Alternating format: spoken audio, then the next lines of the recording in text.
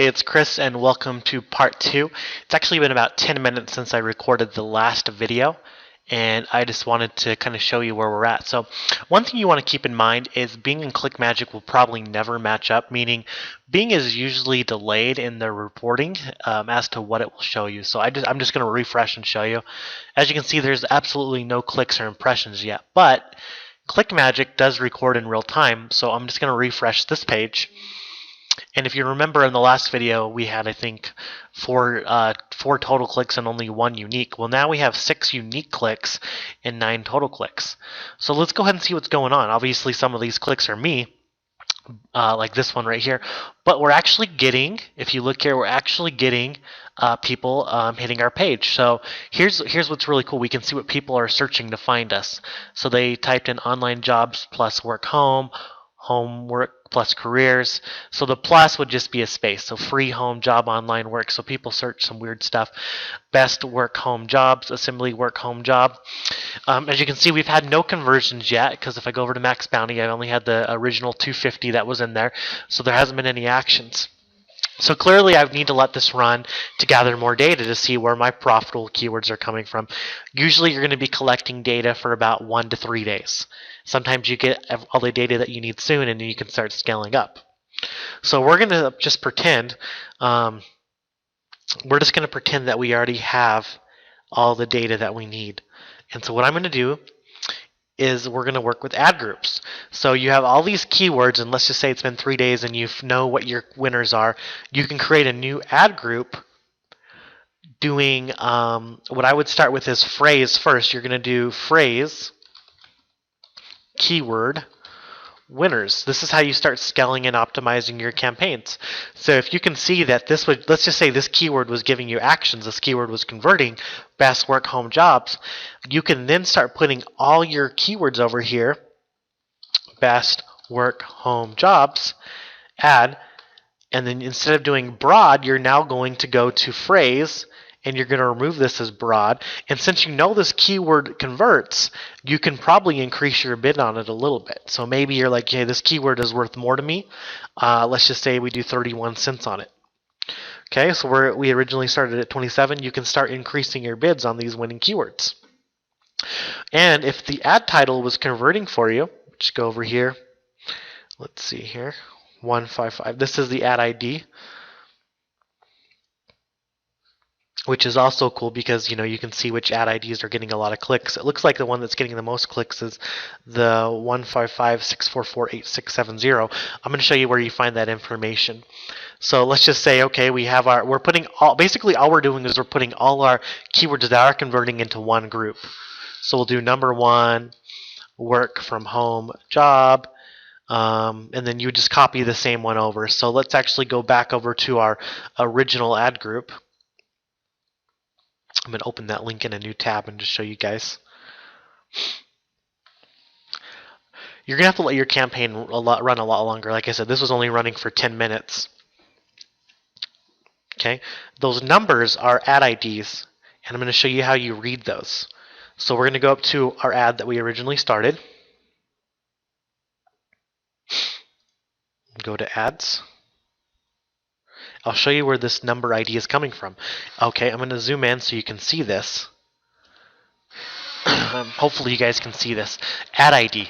So look, because we used, remember, let's go back to this. Remember what we used. We used this piece of code called ad ID, which we can actually know which ad is converting. So if you look over here, these numbers, 11556448670, well, if I go over to ClickMagick, there it is. 115644867. So I know that a click came through. Someone typed in online jobs work home, and they came through clicking. They came through clicking this job, number 1 work from home job. So this is what they clicked. So that's how you can start to see, is you can see what ads people are clicking and where the conversions are coming from. Because after you get some data, I wish I would have let this run a little bit longer, but in a couple of days, 2 to 3 days, you're going to be able to say, hey, this is my winning ad copy and these are my winning keywords. So you're going to take your winning ad copy. I can't even talk. You're going to take your winning ad copy and winning keywords and put them into one group. So all I would do is just say, okay, this is my winner. I'm getting lots of actions on this. You can then go over and move that over into one group. Same thing, you're going to use the same display URL, same destination URL. So let's just go ahead and copy that over. Destination URL, and you're just going to keep making a list of all your converting keywords. Use the phrase match, and let's just say we had 30 solid keywords, because there's no point of bidding on keywords that are not converting. Once again, add distribution. You're going to just take off the content network, leave everything else the same, and click on save. All right. And that's one of the ways you can optimize your campaigns, is putting it into phrase. You could do it for exact match too. I like to start with phrase, and then if I have a very clear winner, like let's say a lot of people search best work from home jobs and it's getting me just insane results, I could make an exact match. And it's the same process. If I was to go back over here, I can create a new ad group if I wanted to, and I can name it exact match. And let me just show you what you can do over here. So let's just say this was your winning keyword, best work from home jobs. Click add, and then we're going to change it from broad to exact. Just to be clear on what the difference is, broad means that someone could just type in, like work from home jobs 2016 is going to show up.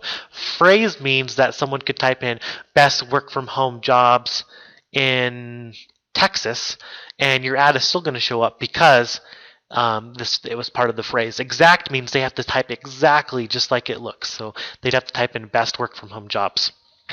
So exact is usually valuable, especially when you have a very clear winner. And that's how you separate it. We usually start broad because we're just collecting data.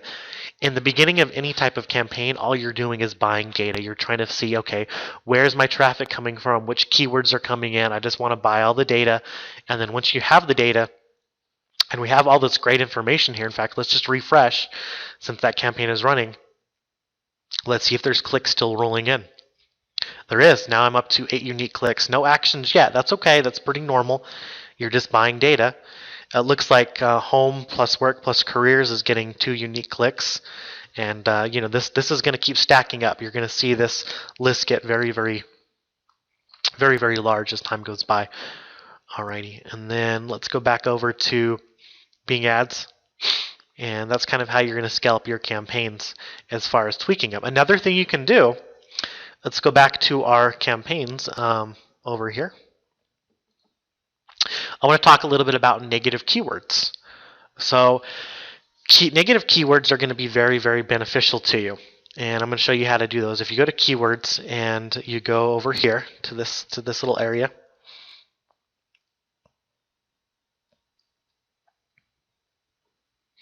let me just show you this. You click on keywords, and then you're going to go to negative keywords. And I'll show you a good example why you'd want to use negative keywords. If you're selling a product, some obvious negative keywords that you'd want to remove are like free.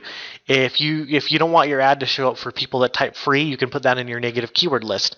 After you collect data, and if you can see, hey, what I realized after collecting data is when people have the word career in the search, I'm never getting any actions. So what you can do is you can say, hey, well, since nobody is converting on the word career, why don't I add that to my negative keyword list so that way it doesn't show up? Or if people are searching scam or fake or review, and let's just say these are things that you notice after collecting data that, wow, a lot of people search that have this that have this word in the phrase that they're searching, and I'm not getting any actions. You create a negative keyword list. So if you want free, career, scam, fake, review, and you can build out this negative keyword list as you collect data. Oh, and you want to, of course, put it on your campaign, which we only have the one. So now my ad should not show up to anytime someone searches free, career, scam, fake, or review. And that's going to be effective starting from this point forward. So that's a great way. Negative keyword can help you filter out, especially if you have freebie seekers and they type in, free work from home jobs or free this. Sometimes free, you don't get a very quality lead, especially when you're trying to sell stuff. So that's some more tips to scaling out your campaigns. You're just going to have to keep collecting data. Let this run at least 24 hours before you analyze. And you're probably going to realistically have to let it run for up to 48 hours. So in the beginning stages, it's pretty normal that you're either going to break even or lose money until you find your winning keywords. And that's it. So I hope this helps as far as tracking goes. If you have any questions, let me know and enjoy.